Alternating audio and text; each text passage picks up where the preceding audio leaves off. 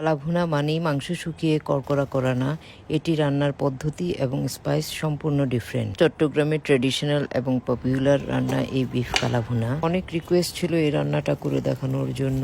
তো কালাভুনার জন্য আমি বোন ফ্যাট সহ প্রায় 3 কেজি মাংস নিয়ে নিয়েছি। এখানে দুটো স্টেপে আমি এই রান্নাটা কমপ্লিট করছি। ফার্স্ট স্টেপে আমি মাংসে আদা, রসুন, হলুদ, মরিচের গুঁড়ো, ধনিয়ার গুঁড়ো আর কালাভুনের স্পেশাল মশলাটা মাখিয়ে হাত ধোয়া একটু পানি দিয়ে প্রায় 40 to 45 মিনিটস বয়েল করব।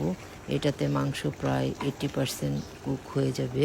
সেকেন্ড স্টেপে একটা নতুন প্যান নিয়ে নিলাম। এতে বেশ কিছু মাস্টার্ড অয়েল দিয়ে এর মধ্যে গরম মশলা এবং কুচনো কিছু ড্রাইড রেড চিলি ফোড়ন দিয়ে এবার আমি বেশ কিছু কুচনো পেঁয়াজ ছেড়ে বেরেস্তা করে নেব। বেরেস্তা করতে একটু সময় বেশি লাগে।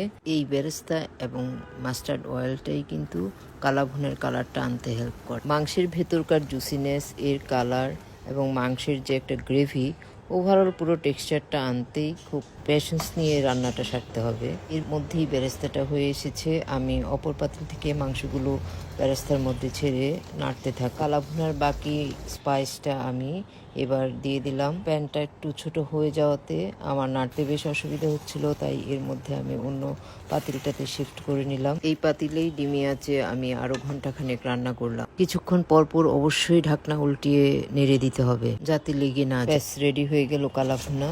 আমি একটা ডিশ নিয়ে তাতে প্লেটিং করলাম।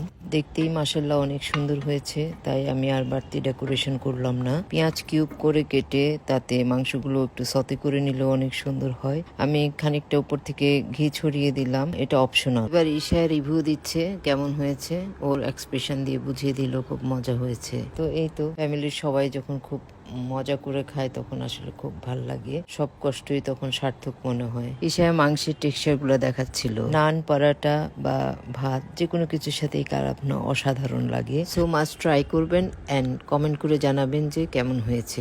Thank you.